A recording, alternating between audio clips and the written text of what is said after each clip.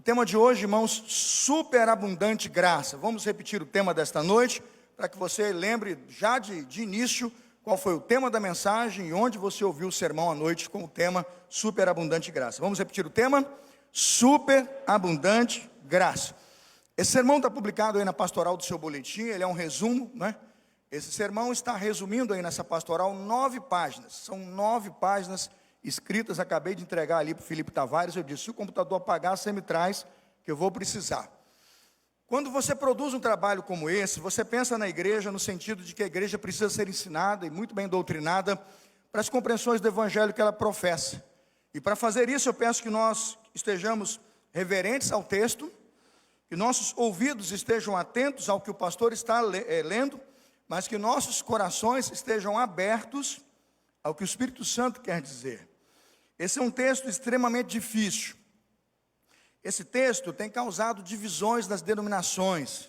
Ele muitas vezes é um ponto divisor entre batistas e presbiterianos, entre nós, os conservadores e alguns luteranos, e às vezes eu vejo que tudo isso fruto de nossa má interpretação do texto. Eu estou aqui na presença de alguns alunos meus do seminário, e tenho afirmado isso com tranquilidade, até porque do nosso seminário eu tenho alunos batistas, tenho assembleanos, tenho pentecostais que estudam comigo ali, a quem tem o dever de ensinar-lhes a interpretação das doutrinas sagradas. Romanos capítulo 5, verso 12, acompanhe, vamos até o verso 21, assim diz a palavra do Senhor. Portanto, como por um homem entrou o pecado no mundo, e pelo pecado a morte, assim também a morte passou a todos os homens, por isso que todos pecaram. Porque até a lei estava o pecado no mundo, mas o pecado não é imputado, não havendo lei. No entanto, a morte reinou desde Adão até Moisés, até sobre aqueles que não tinham pecado, a semelhança da transgressão de Adão, o qual é a figura daquele que havia de vir. Mas não é assim o dom gratuito como a ofensa. Porque se pela ofensa de um morreram muitos, muito mais a graça de Deus e o dom pela graça que é de um só homem, Jesus Cristo, abundou sobre muitos. E não foi assim o dom como a ofensa, por um só que pecou, porque o juízo veio de uma só ofensa, na verdade, para a condenação, mas o dom gratuito veio de muitas ofensas para a justificação. Aqui eu quero chamar a sua atenção a esse verso, volte de novo ao verso 16 e entenda as vírgulas do que está tratado aqui. E não foi assim o dom como a ofensa, por um só que pecou, porque o juízo veio de uma ofensa só, na verdade para a condenação, mas o dom gratuito veio de muitas ofensas para a justificação. Continue comigo. Porque se pela ofensa de um só a morte reinou por esse, muito mais os que recebem a abundância da graça e do dom da justiça reinarão em vida por um só, Jesus Cristo. Pois assim como por uma só ofensa veio o juízo sobre todos os homens para a condenação, repito, assim como por uma só ofensa veio o juízo sobre todos para a condenação, assim também por um só ato de justiça veio a graça sobre todos os homens para justificação de vida. Porque como pela desobediência de um só homem, muitos foram feitos pecadores, assim pela obediência de muitos muitos serão feitos justos. Veio, porém, a lei para que a ofensa abundasse, mas onde o pecado abundou, o que aconteceu? Superabundou a graça. Transbordou a graça, para que, assim como o pecado reinou na morte, também a graça reinasse pela justiça para a vida eterna por Jesus Cristo nosso Senhor. Quem crê, diga amém. Vamos orar. Senhor, abençoe sua igreja, a palavra que vamos ouvir. Abençoe, ó Deus, o evangelho que será pregado nesta noite, ó Deus, porque esse evangelho é do Senhor. Que este evangelho seja e ele seja porque é boas novas para os nossos ouvidos, palavra de salvação para pecadores, ímpios e aqueles que estão perdidos, longe da graça do Senhor. Pedimos já, ó Deus, na introdução dessa noite do sermão, nos livre da semelhança de Adão, e nos faça semelhantes a Jesus. É a nossa oração pedindo que sua igreja suba ao Calvário, para nessa noite estar crucificada com Cristo, matar a velha imagem, deixar morrer o velho homem e nascer, ó Deus, em Cristo para uma nova ressurreição. Assim nós cremos, assim oramos, em nome de Jesus. Amém. Irmãos, começamos o texto entendendo o que Paulo está fazendo, né? Veja comigo Romanos capítulo 5, versículo 1, e veja na sua Bíblia. Eu peço que você não acompanhe agora na tela, mas abra a sua Bíblia, e se a tela lhe ajudar, eu peço que você crie dificuldade à tela, insista com a Bíblia, porque é sua Bíblia que lhe pode ajudar, né? Já pregando estão alguns pregadores do Brasil, dizendo que as doutrinas não salvam. Eu digo, claro que não salvam, eu não sou defensor disso, nem vou ensinar isso, mas como alguém vai se salvar se não for conhecendo os ensinos de Cristo e a boa doutrina do Evangelho pregada? Se não for assim, como o homem alcançará a salvação? Para que todo aquele que nele crê não pereça, mas tenha o quê? A vida eterna. Agora, como crerão se não há o quê? Quem pregue. Como ouvirão? Como crerão? Como ouvirão, né? Se ninguém for enviado? Está no Evangelho, né? Está na palavra de Deus, Romanos capítulo 10. Por isso, então, veja comigo a Romanos capítulo 5, versículo 1 e entenda o que diz aí. Justificados, pois, pela fé temos o quê, irmãos? Perceba que Paulo começa seu sermão, queridos alunos do seminário que estão aqui, e também os que me ouvem em casa. Paulo começa o seu sermão pregando a justificação. Você vai dizer, isso é uma carta, mas é um sermão. Paulo está pregando uma doutrina que é para a vida, não é para a morte.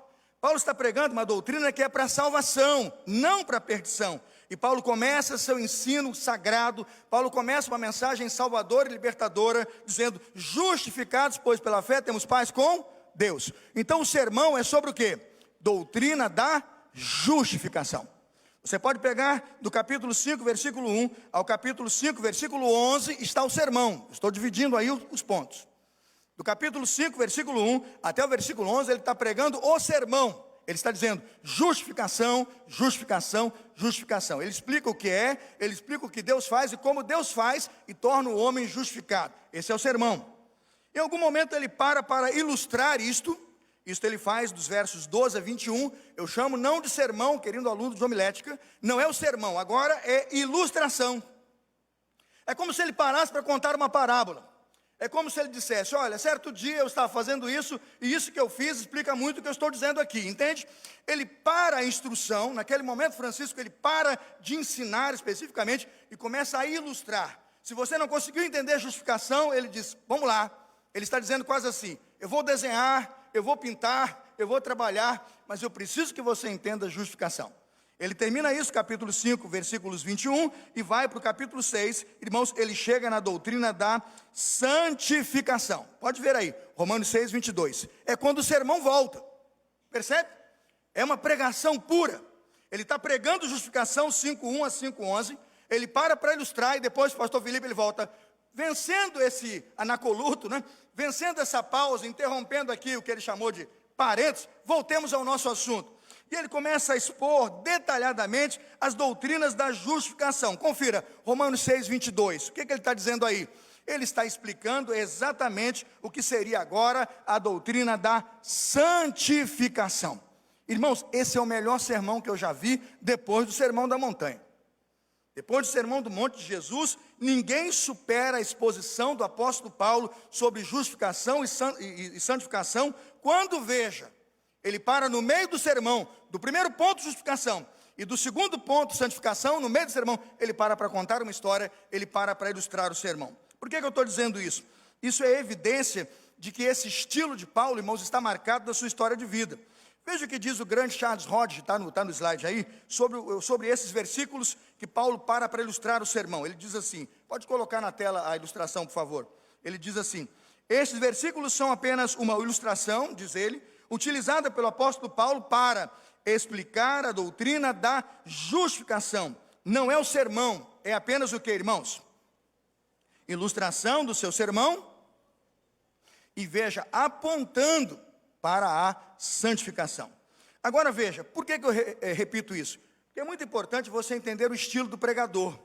Se você não compreende o estilo do pregador, como vai entender a mensagem? Se você não entende como ele se expressa, como é que você vai codificar e vai decodificar a estrutura do seu ensino? Veja que isso é a estrutura que Paulo sempre usou, não é aqui com Roma. Ele está usando esse mesmo estilo em Tessalônica. Abra Atos 17, por favor. Atos 17, de 1 a 3. você vai verificar que quando ele está explicando a questão de Cristo e da salvação em Cristo aos de Tessalônica, dá uma olhada em Atos 17, o versículo 13. Eu coloquei na tela, eu não sei se eu vou ter retorno aqui, Rodrigo, alguém vê para mim se vai ter retorno para mim, que os irmãos estão tendo, eu não tenho retorno, eu gostaria de ter o retorno do que os irmãos estão vendo aqui. Atos 16, veja o versículo 13, o que está aí na tela? Pode ler para mim, igreja? Tem na tela aí? Expondo.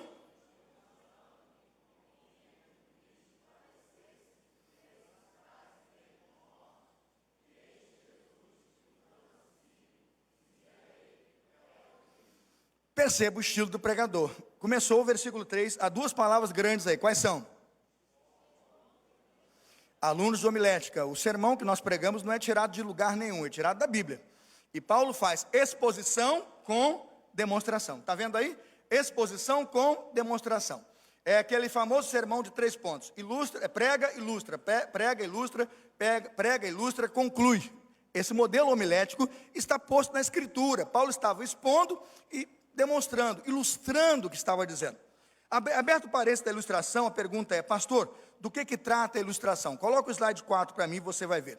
A ilustração que Paulo faz da doutrina da justificação, indo para a santificação, expondo a doutrina da graça, ela conta a história de 2 homens. Pode passar o slide, por favor. Ela diz que ao primeiro homem que está no jardim, é o primeiro homem, o primeiro Adão, ele é do Éden, ele é o homem da queda. Está conferindo comigo Romanos capítulo 5? Ele fala que o primeiro Adão é quem, irmãos? Que o primeiro Adão é quem? É Adão. Ele é o primeiro homem, o homem do pecado, o homem que entrou no jardim, recebeu a ordem direta de Deus para não pecar, recebeu direção clara sobre o fruto proibido, recebeu direção clara sobre a questão do salário, sobre a questão do pecado, porque no dia em que dela comeres, a sentença era clara, Giovana, no dia em que dela comeres, o quê? Certamente morrerás. Aquele primeiro homem estava lá, e Deus então vai se dirigir àquele homem, a dizer àquele homem: se comer, certamente morrerás. Mas há um segundo Adão, ele fala de um segundo Adão, que vem procurando corrigir essa história, que vem procurando consertar aquilo que o primeiro Adão fez, que vem procurando refazer essa aliança com o Senhor, de um homem que prestou desobediência. Veja, o segundo Adão se apresenta como um homem que vai prestar a Deus obediência, ele é o segundo Adão. O nome desse segundo Adão é quem, irmãos? É quem, irmãos? Jesus Cristo. Este é o ensino proposto aqui. De certa forma, o que Paulo está dizendo então aqui, neste momento, é que há claramente aqui todo um sentido claro de que nossa justificação não é mérito nosso, de nossa santidade, mas foi conquistada por um homem chamado o segundo Adão, um homem que deu a sua vida na cruz do Calvário. O nome dele é Jesus, e ele nos proporciona sermos frutos hoje de uma nova aliança e de uma nova criação. John Stott, quando olhou para esse texto, ficou tão impressionado com esse texto. John Stott, quando percebeu a beleza do sermão do apóstolo Paulo, ele disse: esse trecho pode ser comparado a uma escultura bem talhada ou a uma composição musical construída com esmero. Tem gente que olha para a pintura e não vê nada, para uma escultura não vê nada, para as artes e não valoriza, mas veja o pregador, o grande reverendo pregador John Stott, ao ler a Bíblia Sagrada, o que ele percebe ali é que há um esforço sobrenatural de um homem, mas há a ação sobrenatural do Espírito na vida de um homem, a nos trazer uma obra de arte, a nos trazer uma mensagem linda, construída de uma realidade do reino de Deus para os nossos corações.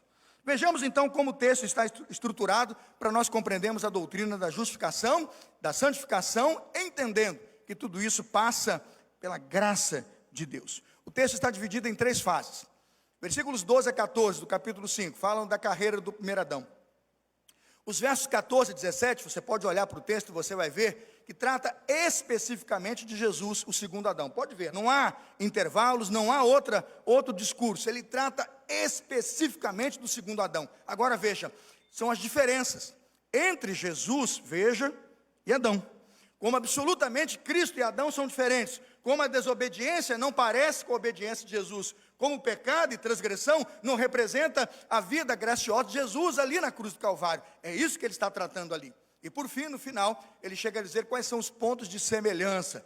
E talvez o sermão de hoje vai trabalhar muito nas questões onde Adão e Cristo são semelhantes. E para mim eu quero usar muito essa figura de um para a semelhança do pecado, o outro para a semelhança do perdão, para a nossa purificação e para o perdão dos nossos pecados. Como primeiro ponto, eu proponho que nós olhemos, irmãos, então, para o pecado, primeiro ponto, para a morte, e nos perguntemos: o que isso tem a ver conosco? Se Paulo está falando do pecado e da morte, a pergunta é: o que isso tem a ver comigo? O que isso tem a ver conosco? A pergunta que faço é: será que você sabe responder quando uma mãe tem um filho nos braços de 1 ano, 6 meses, quando aquele filho morre, não é? 6 meses, 1 ano, uma criança morre, pura, inocente, e às vezes com 1 ano nem aprendeu a falar, com 1 ano nem andou. A mãe pegou no colo, acolheu, morreu, colocou naquele caixãozinho branco, vai para o cemitério e pergunta para o pastor: pastor, e aí, por que meu filho morreu? O que o pastor responde? Seria mais ou menos aquela pergunta dos discípulos ao cego, não é? Quem pecou? Não é assim que o cego perguntou? Foi ele ou quem? Os seus pais. Quando nós estudamos um texto como esse, temos que fazer essa pergunta, porque a Bíblia diz que a morte, irmãos, a morte no dia em que Adão pecou, ela passou a quem? A todos os homens. Então muita gente aqui vai me perguntar: o que aquela criança inocente que nasceu com 6 meses, 1 ano, morreu e foi penalizada pela morte, porque a morte está aí para toda a humanidade, depois que o homem pecou, passamos a morrer. A pergunta é: o que ele tem a ver com isso? Se ele poderia chegar aos 9, 10, 11, 12 anos, então ele poderia tomar as suas decisões, e deveria tomar as suas decisões. Então, se ele escolhesse um caminho de morte, Deus o punisse. Essa é a pergunta de muitos. Mas a resposta, irmãos, está no texto. O texto vai nos mostrar que o pecado e a morte dizem respeito, irmãos, a todos nós, e que todos nós estamos envolvidos neste processo da explicação do texto. Paulo acabou aqui de afirmar, veja que ele começa no capítulo 5, verso 11, a mostrar o motivo pelo qual ele glorifica a Deus por nossa justificação. Veja Romanos 5, 11, vamos ler todos juntos? Romanos 5, 11, versículo de baixo. Não apenas isto, todos juntos, mas também nos gloriamos em Deus, por meio de nosso Senhor Jesus Cristo, mediante quem recebemos agora reconciliação.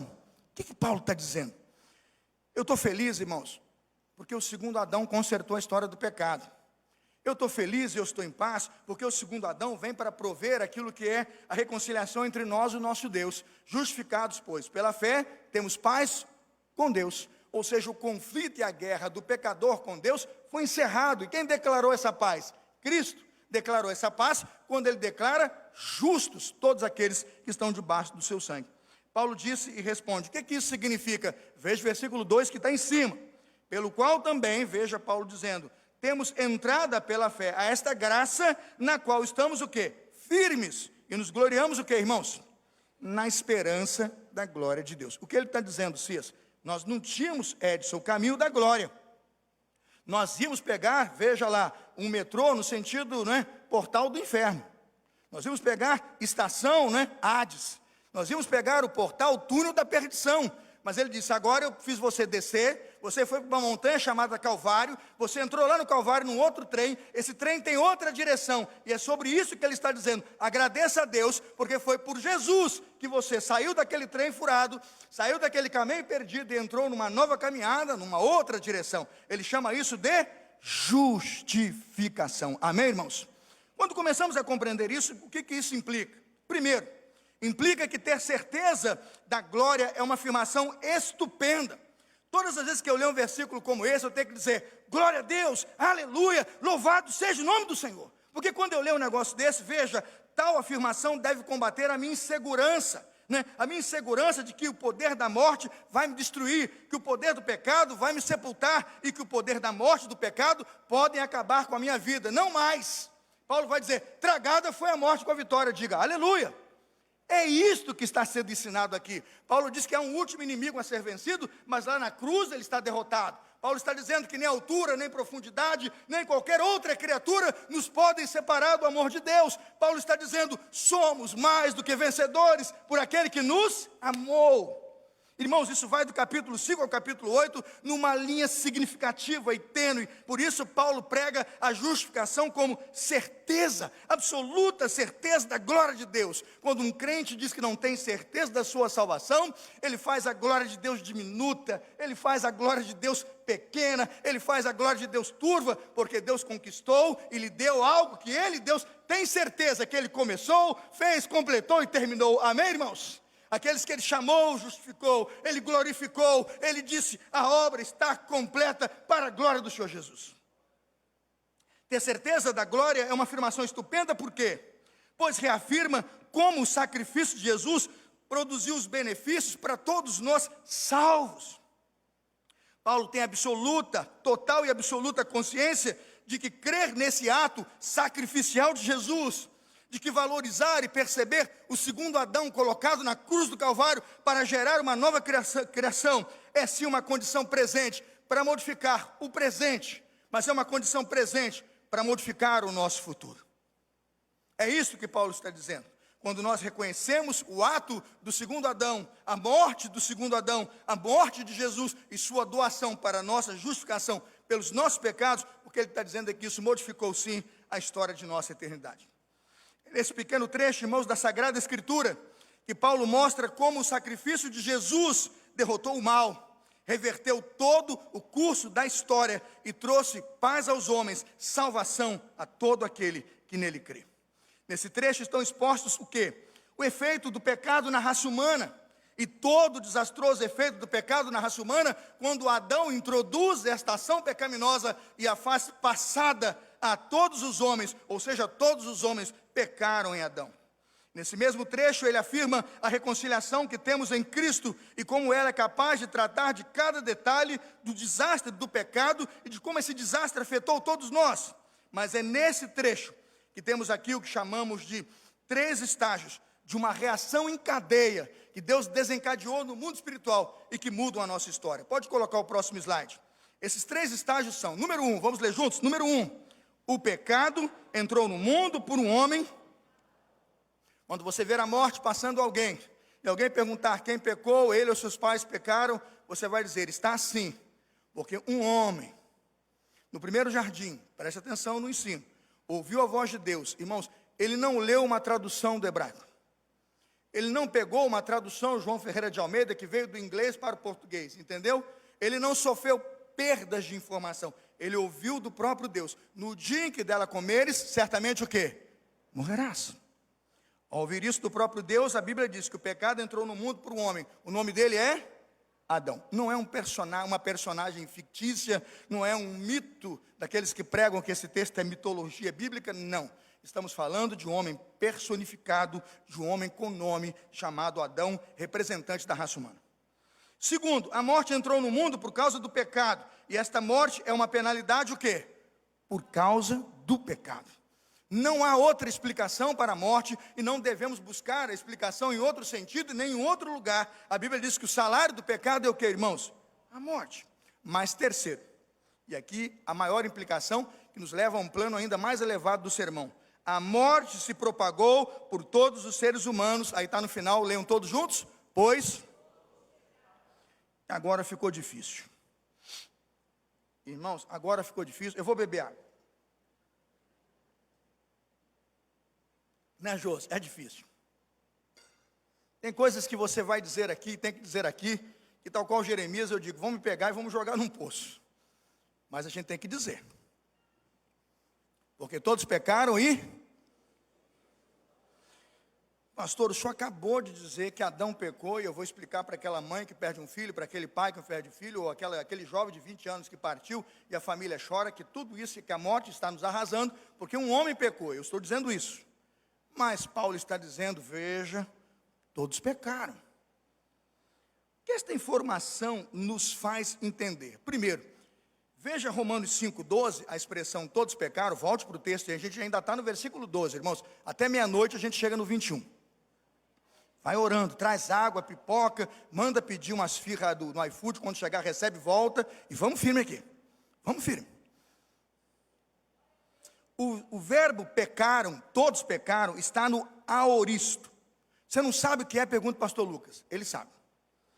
O verbo aoristo, do tempo grego, significa o seguinte, ele aponta, não pode ser outra coisa, tempo verbal não muda, ele é uma única ação no passado. Vou repetir, o verbo está no aoristo, que representa alunos do seminário, uma única ação no passado. Existem ações do presente, que vão impactar o futuro, começam aqui e vão para o futuro. Mas o texto aqui fala uma única e efetiva ação no passado, é pretérita.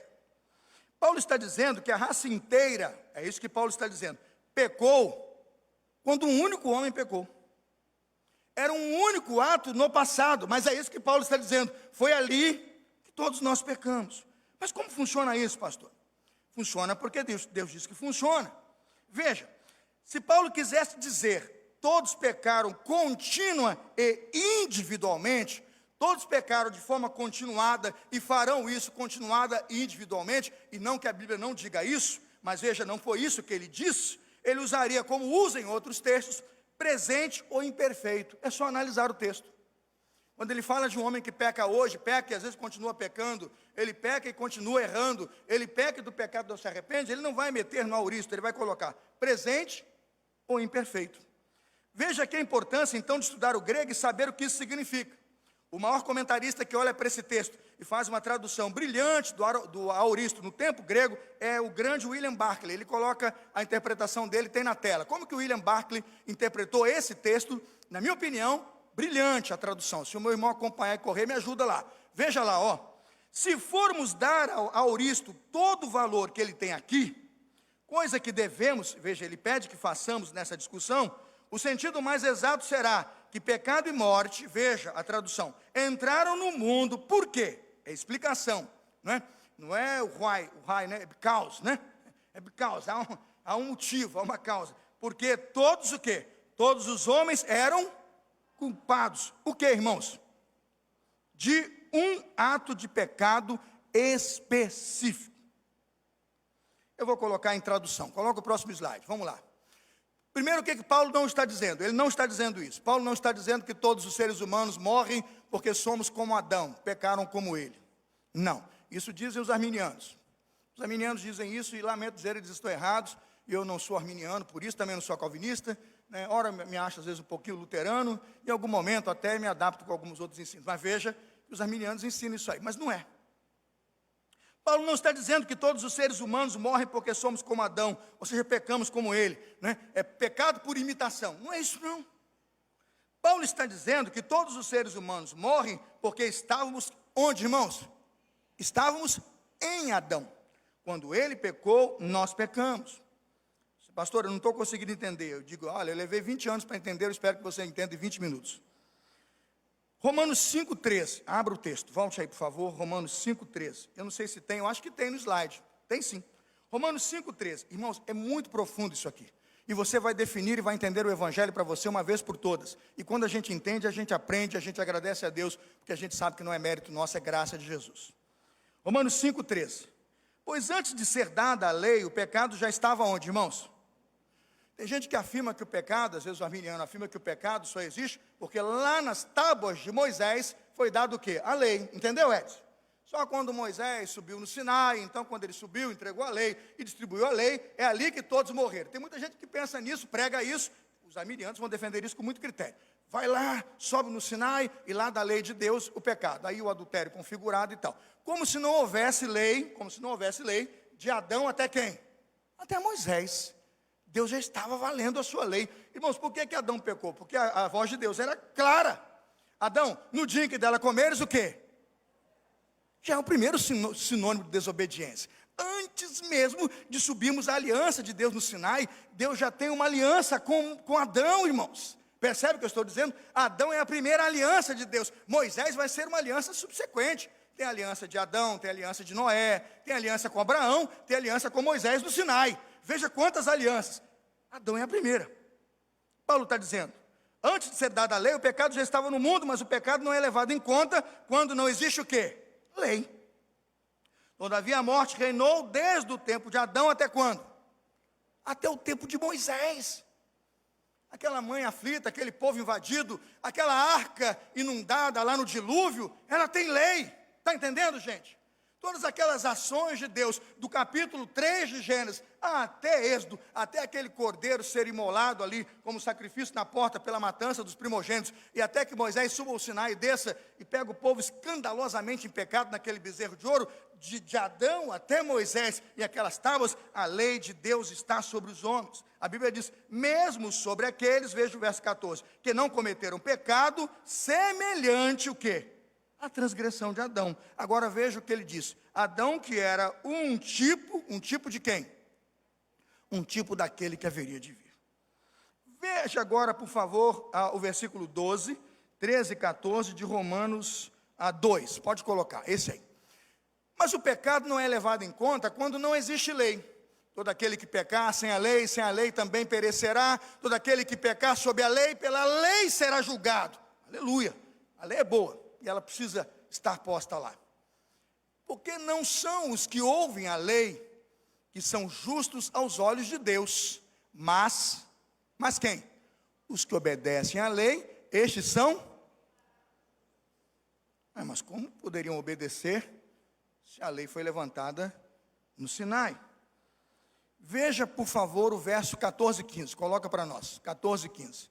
De fato, quando os gentios que não têm a lei praticam naturalmente o que ela ordena, tornam-se para quem? Lei para si mesmos. Lei para si mesmos, embora não possuam lei. Pois mostram, veja o texto, mostram que as exigências da lei estão gravadas aonde, irmãos? Estão gravadas no seu coração. Disso dão testemunho também a consciência e os pensamentos dele, ora acusando-os, ora o que, irmãos? Por que Adão e Eva, após pecar, Edson, colocaram roupa para cobrir a sua nudez? O que acusou, irmãos? A consciência. Eles sabiam sobre o ato de Deus e o ensino de Deus. Entendeu, pastor Francisco? O ato de Deus de dizer, não mexa ali. Esse é um setor proibido para a sua vida comigo. Ali eles caíram, ali o pecado entrou muito antes da aliança e da colocação das tábuas no Sinai. Deus já dava ao nosso coração e dá ao nosso coração um sentimento, sim, muito claro, do que no jardim do Éden, do que deveríamos fazer e não fazer segundo a sua vontade. Para o apóstolo Paulo, o que Paulo está dizendo é que culpa e responsabilidade aumentam muito com o conhecimento. Como o indivíduo vai ser culpado se não conhece? Mas quando conhece, a culpa é aumentada e o preço é mais caro. A quem muito é dado, muito será o quê? Cobrado. O que Paulo está dizendo é que a culpa de quem veio após Moisés é muito maior do que quem veio antes. No entanto, a morte reinou em ambos os grupos. Reina a morte de Adão a Moisés, a morte continuará reinando de Moisés até a cruz, porque o salário do pecado é o que, irmãos? A morte. Nada mudou. Vamos explicar aqui rapidinho para a gente entender. Coloca o próximo slide. Primeira aliança. Primeira aliança em Adão, Deus revela quem é você. A primeira aliança em Adão, Deus mostra quem é o homem. E Deus não precisa fazer o que fez com Adão, com 1 milhão de homens, para revelar quem o homem é. Se Deus usa Jesus Cristo, e absolutamente só Jesus Cristo, para revelar a sua graça, por que Ele não revelaria o pecado por um homem só? Compreende o que eu estou dizendo? Se Cristo é suficiente para demonstrar toda a graça de Deus a nós os homens, Cristo é suficiente para revelar a sua graça a nós todos os homens, a pergunta que eu faço é, por que Adão não é um homem suficientemente escolhido por Deus para nos revelar então todo o nosso fracasso, todo o nosso pecado e toda a nossa miséria? Este Adão, irmãos, este Adão.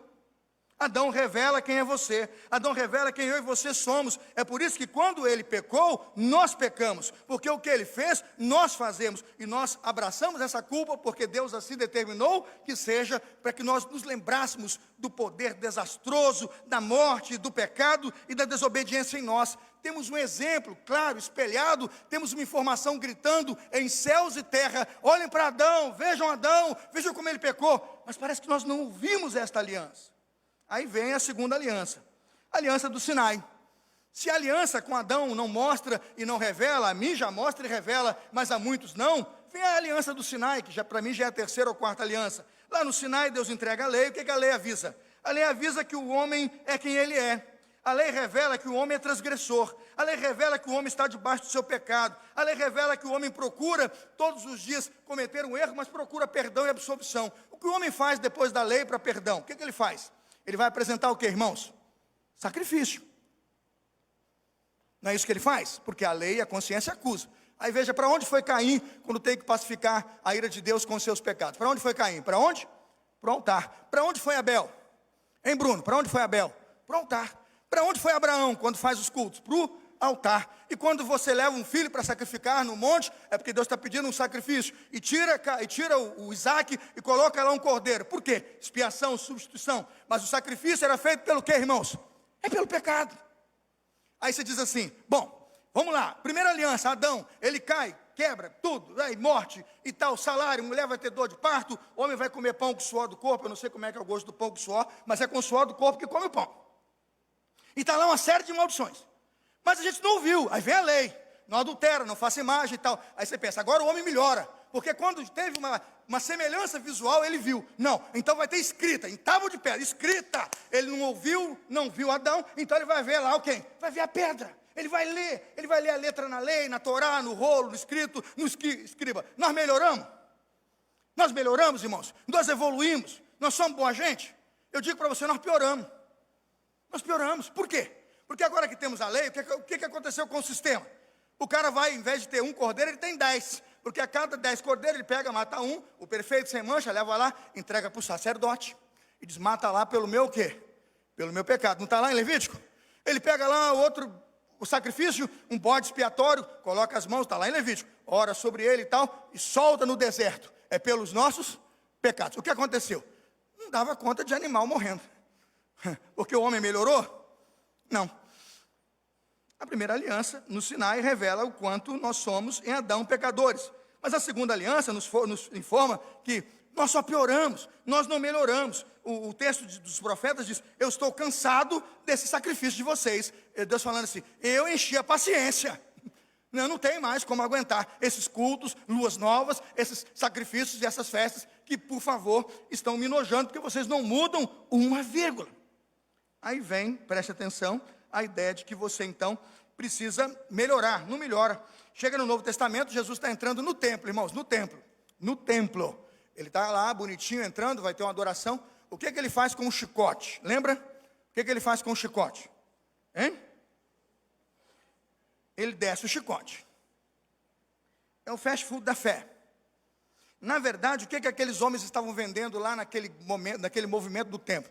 Permissão para pecar. Percebe o que eu estou dizendo? Irmão, se você entender de outra forma, me perdoe. Mas é permissão para pecar. O cara não produziu o cordeiro, não é da manada dele, não é do gado dele, não é do trabalho dele. Ele arrumou um jeito de pegar um dinheiro, trocou por isso. Pegou uma pomba, toda defeituosa, porque é de mercador. E ele vai no mercado da religião, compra uma pomba e vai fazer o quê, Giovana? Vai sacrificar pelo pecado dele, está entendendo? Ele compra um cordeiro lá no mercado. Aí Jesus vê aquilo tudo e fala, esse povo está vendendo permissão para vocês pecarem. Vocês compram aqui, pagam com dinheiro e acham que salvação compra com dinheiro. E Jesus pega o chicote e dá-lhe o quê? Pá, chicote. O pessoal acha que é vender roupa para fazer ação social, para pagar coisa para idoso, é pecado da igreja. Não é isso, não. O pecado é vender permissão para pecar.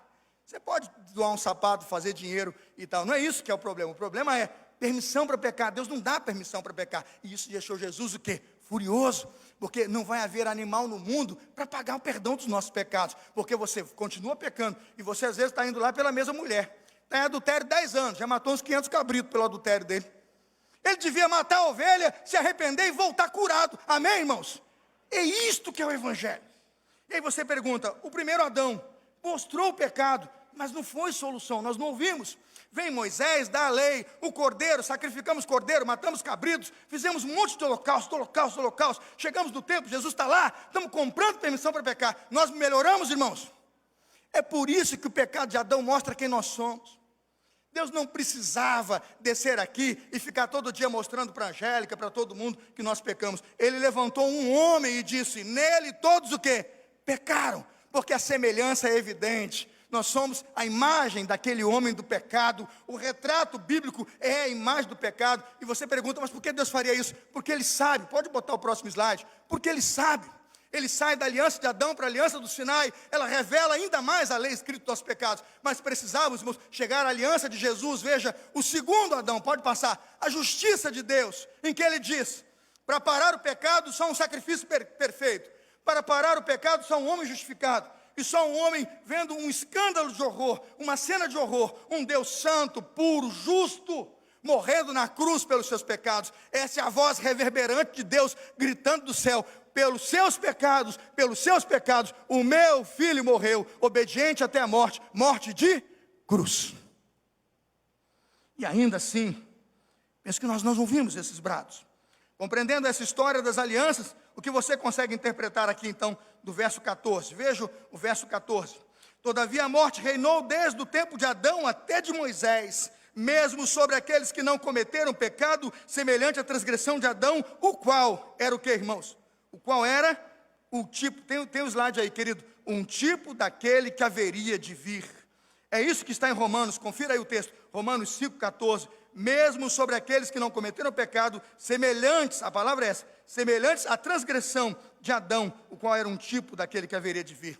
Vamos aplicar esse versículo, Romanos 5,14. A enfermidade e a morte reinam hoje, irmãos, tanto sobre pessoas boas quanto pessoas ruins. Quem crê, diga amém. O sol nasce para justos e injustos. É isso que está dizendo aqui. A enfermidade e a morte reinam tanto sobre ignorantes, que sabem ou não as consequências e causas da lei, mas reinam também sobre instruídos e sábios, que a letra e a lei conhecem. A enfermidade e a morte estarão sobre nós. É isso que esse texto diz. Tanto sobre bebês pequenos, crianças inocentes que morreram e partiram, às vezes já no ventre da sua mãe ou poucos dias depois. Ali está o poder devastador do pecado de Adão, para nos lembrar que o salário do pecado é o que, irmãos? A morte. E Deus continua gritando em alianças e alianças: o salário do pecado é a morte. Foi ali que o dano do pecado atingiu toda a criação. Romanos capítulo 8 diz que a natureza toda está o que, irmãos? Gemendo, por causa da queda e do pecado de Adão e desta natureza pecaminosa que de alguma forma todos nós estamos atingidos e somos atingidos, porque lá naquela cruz fomos representados, lá no jardim do Éden, fomos representados e nos foi dito que todos nós pecamos e que todos nós estamos destituídos da glória do Senhor. Se a morte é o salário da culpa pelo pecado, por que o reinado da morte é tão universal, independentemente do pecado de cada um? Repito, se a morte é o salário da culpa pelo pecado, por que o reinado da morte é tão universal, independentemente do pecado de cada um? Veja Romanos 5,14. Por causa da semelhança de Adão. Há duas semelhanças e há dois semblantes pelos quais devemos orientar a nossa vida e a nossa fé cristã. Ou olhamos para o semblante de Adão, ou olhamos, irmãos, definitivamente para o semblante de Jesus. Romanos 5,14, a semelhança de Adão. Agora abra comigo Romanos 8,29, veja aí, Romanos 8,29, eu nem vou abrir, você vai abrir e vai ler para mim, eu quero ouvir. E se o irmão da tela quiser buscar lá na NVI, busca. Romanos 8,29, veja como temos duas semelhanças a serem buscadas nesta noite para a nossa purificação e para o perdão dos nossos pecados. Ou identificamos-nos com a natureza caída e debaixo dessa maldição ficamos, ou olhamos para a cruz, para Jesus e vivemos a semelhança de Jesus, irmãos. Romanos 8,29, vamos ver o que a Bíblia fala sobre o que Deus planejou. Pois aqueles que de antemão conheceu, também o quê? Os predestinou para serem conforme a imagem de seu Filho, a fim de que ele seja o quê? O primogênito, quer nascer filho de Deus. Primogênito entre muitos irmãos, quer nascer filho de Deus. Precisa ser a semelhança de Adão ou de Jesus, irmãos? A semelhança de Jesus, o segundo Adão. Que essa mensagem seja gravada eternamente, irmãos, no seu coração. Nós precisamos trocar Romanos 5,14, a semelhança desastrosa do pecado representado daquele homem chamado Adão, e buscarmos a gloriosa vida da salvação em Jesus. Romanos 5,10 nos informa, Romanos 5,10, porque se nós, veja, sendo inimigos, fomos reconciliados com Deus, pela morte de seu Filho, muito mais, estando já reconciliados, seremos salvos pelo que, irmãos? Pela sua vida. Quem está me acompanhando aqui na Bíblia vai ter melhor resultado do que na tela, não é? Porque se nós, sendo inimigos, fomos reconciliados com Deus pela morte de seu Filho, diz a Bíblia, muito mais, o Evangelho é mais, irmãos, muito mais, estando já reconciliados, seremos salvos pela sua vida. É pela vida de Jesus que nós nos libertamos do pecado de Adão e de toda essa queda que assola definitivamente a humanidade. Terceiro lugar, irmãos, vamos já concluindo o sermão. Terceiro lugar, um representante para o pecado. Pode botar, um representante para a expiação. Vamos ler juntos? Um representante para o pecado. Um representante. Para nós ocidentais, a ideia de ser representado é muito esquisita. E é mesmo. Eu particularmente não gosto muito dos nossos representantes, não. É difícil. Você vai lá na urna, vota e nomeia lá um cara para ser representante da federação e nos estados, e faz da União dos Estados uma república federativa. Quando você vê, o negócio não está muito bom, não é verdade? Eu olho assim e digo, é porque nós não sabemos escolher, né? Não é difícil. A palavra aliança aqui utilizada foedos. Foedos significa aliança. Quando nós traduzimos a expressão foedos, aliança, nós usamos no Brasil, e no português que usamos no Brasil, essa tradução foedos, aliança, como federal.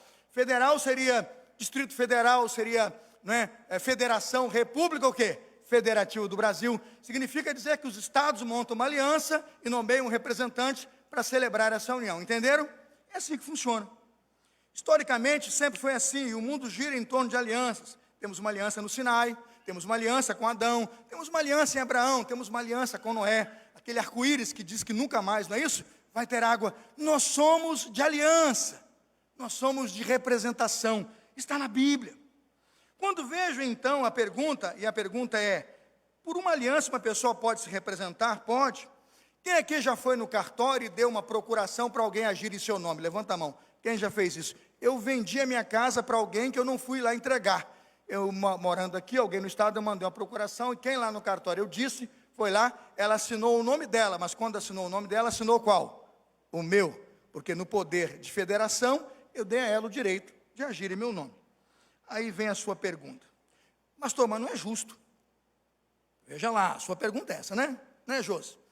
Não é justo. O senhor está dizendo que Deus bota Adão e Eva lá no jardim e coloca aquele cara para representar a gente, e se aquele indivíduo então cai, todo mundo é atingido? Eu digo, é isso que a Bíblia está dizendo. Você leu Romanos 5 agora? Lê de novo, e se você ler de novo, você não vai encontrar outra explicação. Um homem veio, o pecado veio, um homem veio, a graça chegou. Aí você pergunta, mas não é justo, eu queria votar nele. Aí eu digo, quem disse que você sabe escolher? Ou então você diz assim, não é justo ele estar lá, porque se eu estivesse lá, eu teria melhor desempenho. Percebe o que eu estou dizendo? Você acredita nisso, só que não é assim. Por que Adão foi eleito naquele lugar para nos representar, e a partir dele, todo pecado ser informado para todo homem, que todos pecaram e que esse pecado atingiu todo mundo? Primeiro, ninguém pode escolher melhor do que Deus o representante. Ninguém é mais sábio do que o próprio Deus, e ninguém sabe como Deus, o que é melhor para nós. Ninguém mais do que Deus. Pensa você tentando praticar justiça no tribunal. Como é que funciona a justiça no tribunal? Sua excelência, o juiz, ali o acusado, ali um advogado, ali a promotoria, a defensoria, até às vezes o júri. E conta história, mostra vídeo, tudo para compactar, porque você tem que definir a cena do crime, o que aconteceu, e no final vai alguém lá para uma sala, vota, olha, eu acredito que os testemunhos, as testemunhas, mostram que aquele indivíduo é o quê? Bom ou o quê? Ruim. Porque você está decidindo isso aonde? No juízo. E tudo tem que ser remontado para o juiz, e aí aplica-se então o que? A pena da lei. No tribunal de Deus, sabe, Francisco, tudo isso está resolvido. Irmãos, quando você serve a um Deus onisciente, onipotente, onipresente, o que você está dizendo é que seu Deus de tudo o quê? Sabe. Você canta isso. Antes que haja uma palavra na minha boca, meu Deus o quê? Tudo conhece. Ao colocar aquele homem lá, o que Deus está dizendo é, fique calmo.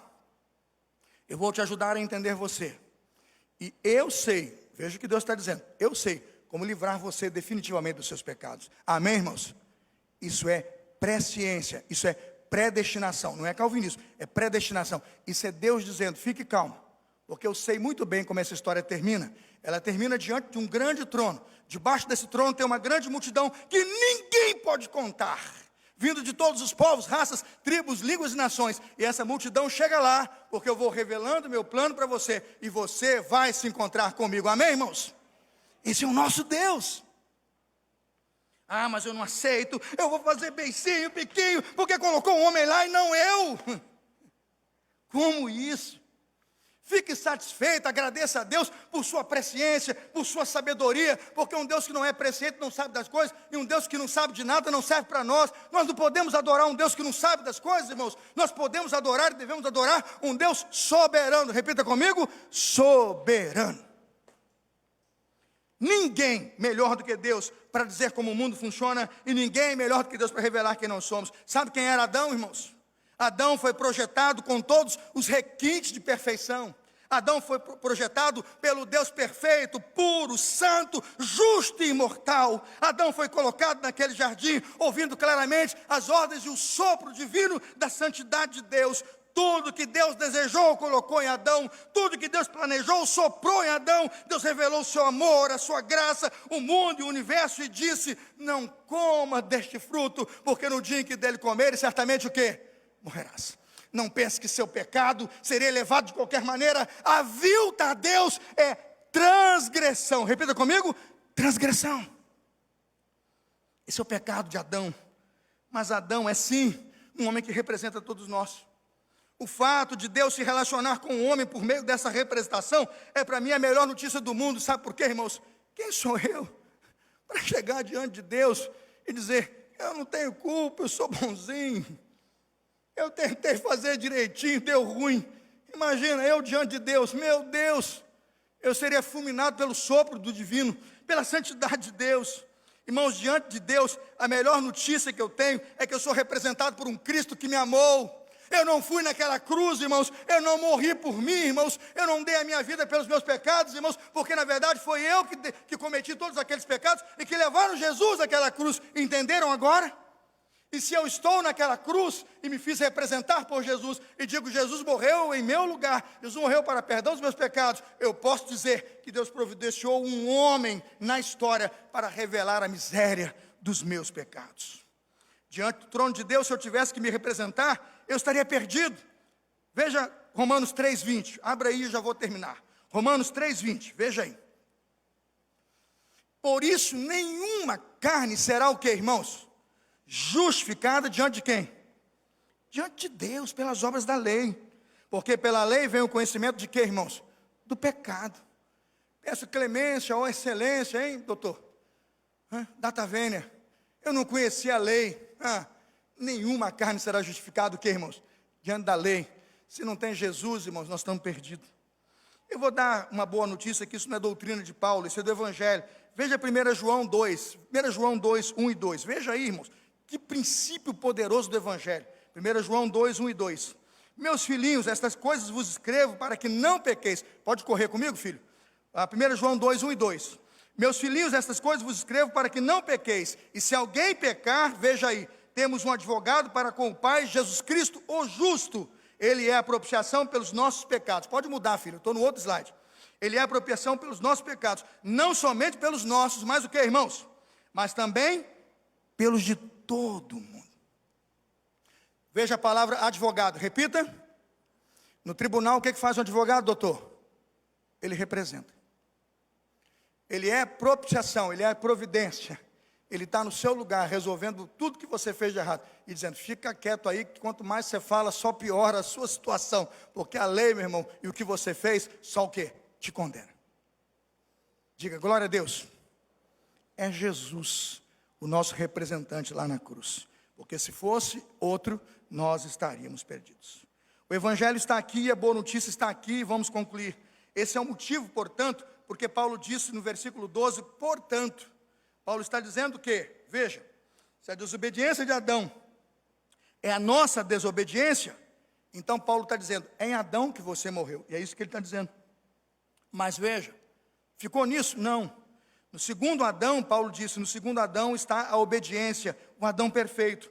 No segundo Adão está Jesus Cristo, o escolhido de Deus, escolhido, eleito de Deus, chamado por Deus para ser o representante na expiação pelos nossos pecados. Então Cristo, irmãos, será o nosso representante para que de Deus recebamos perdão pelos nossos pecados e vida o quê?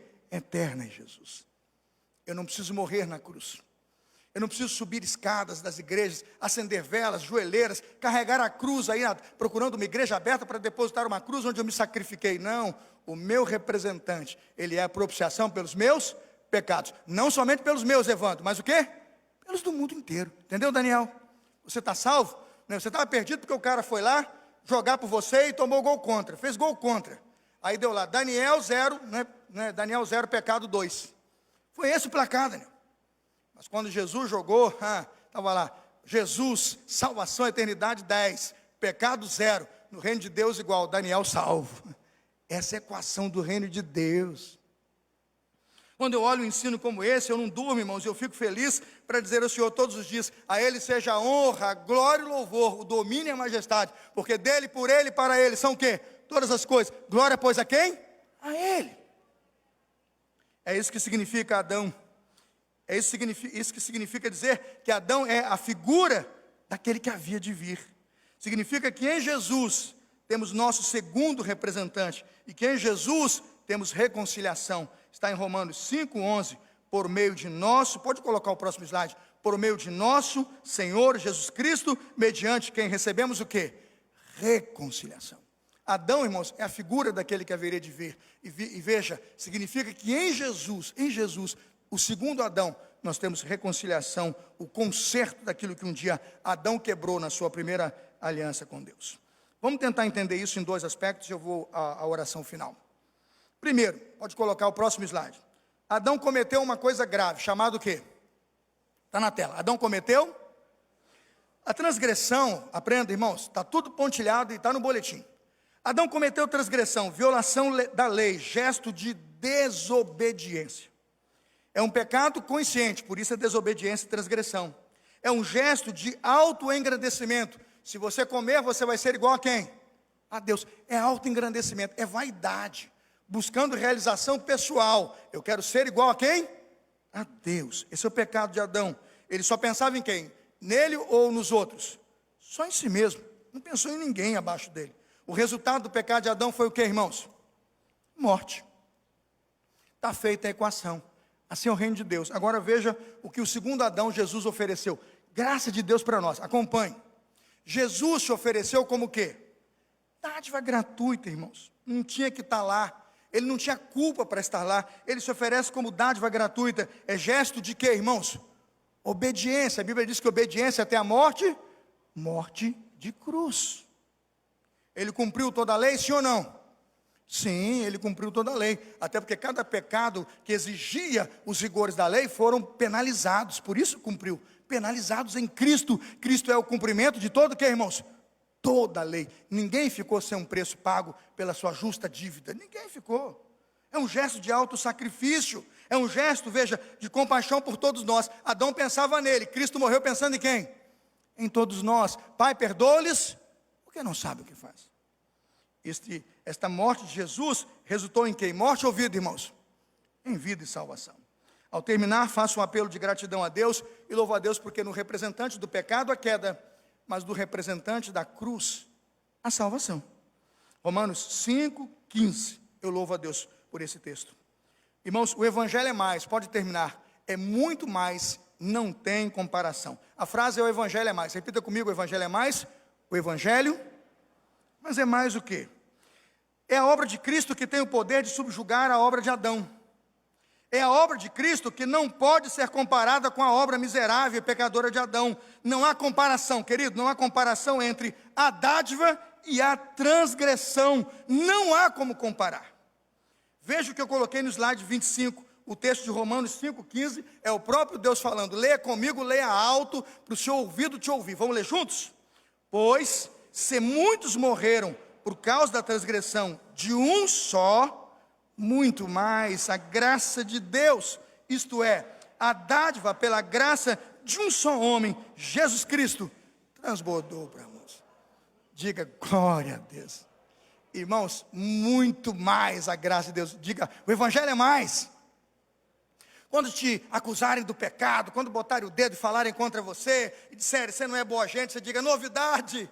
Mas então por que você vai na igreja? Porque o evangelho é mais, porque Jesus é mais, a graça de Deus é mais poderosa que os poderes do inferno, porque o inferno se levanta no egoísmo, na miséria humana, na vaidade do homem, ele vai morrer com o homem, mas a glória de Deus é eterna.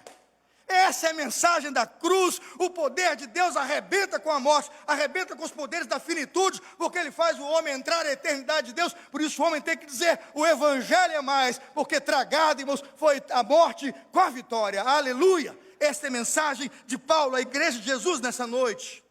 Veja Romanos 5,17, o evangelho é mais. Veja, se pela transgressão de um só a morte reinou por meio dele, muito mais o quê?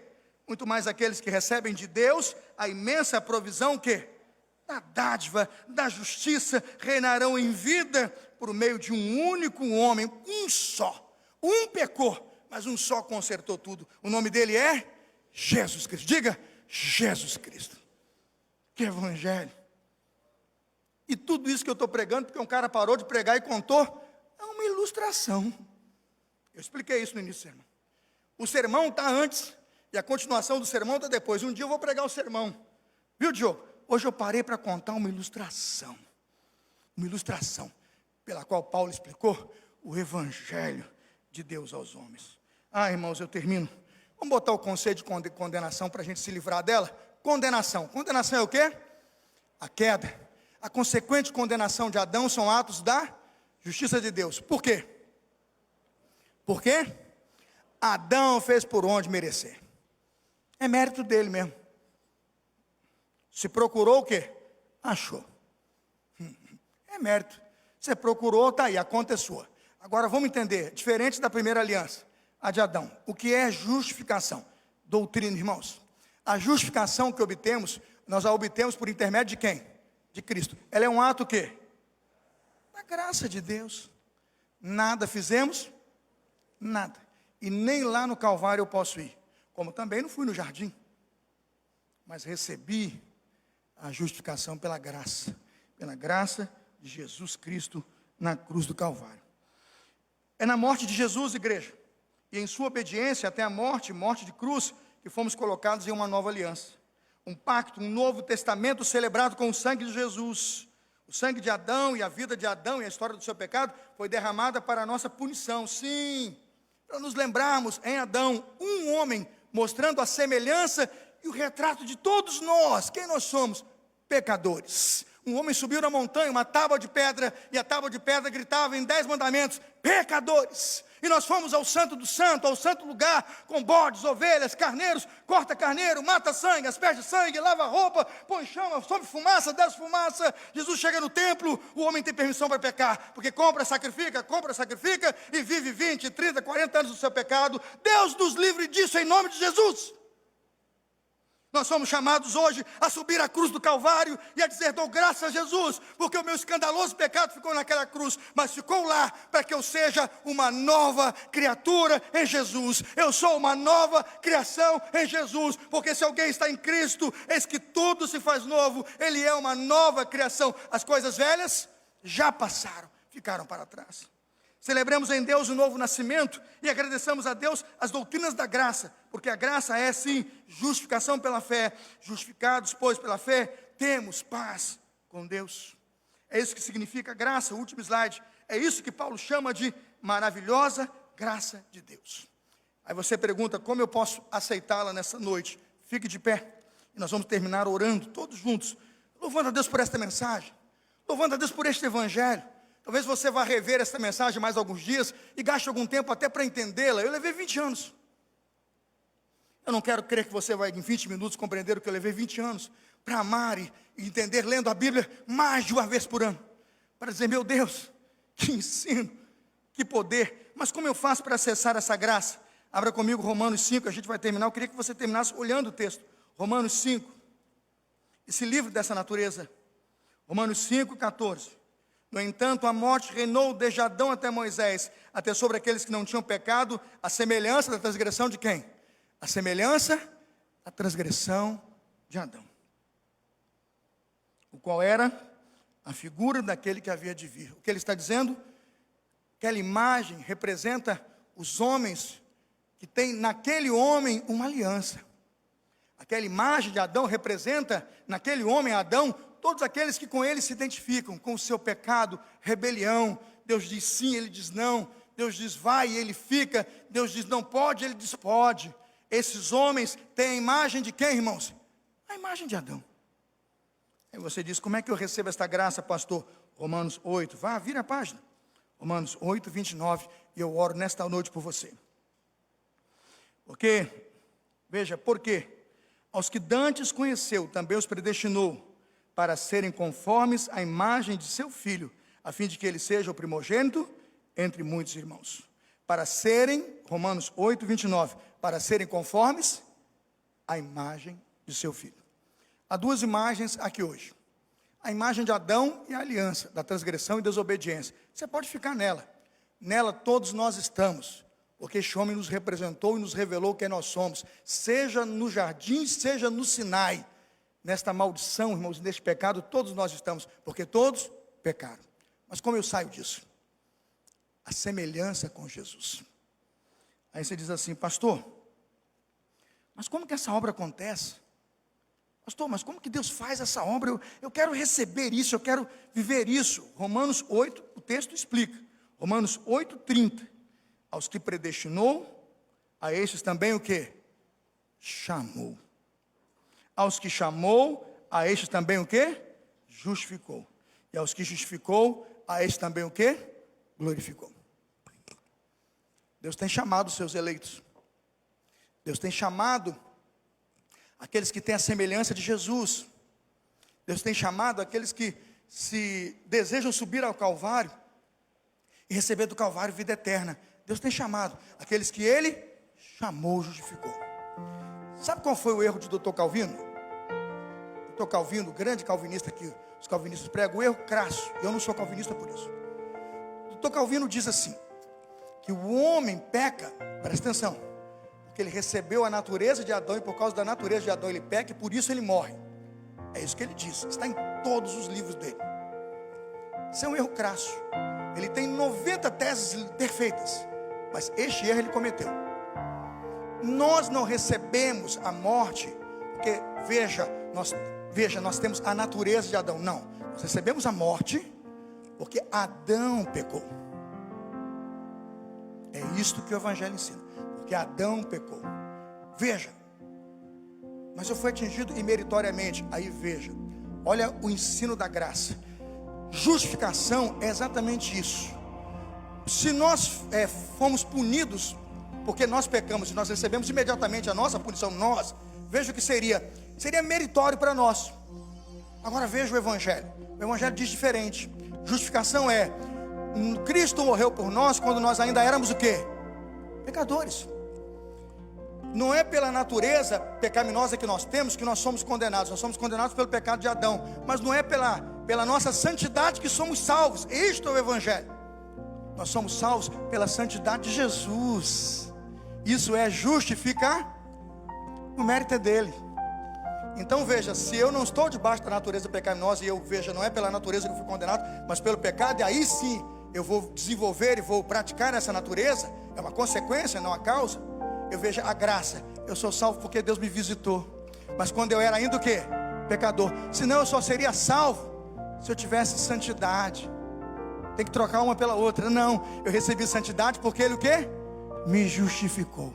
Ele me colocou, Ele implantou em mim santidade. Sou eu, Senhor, que vos santifico.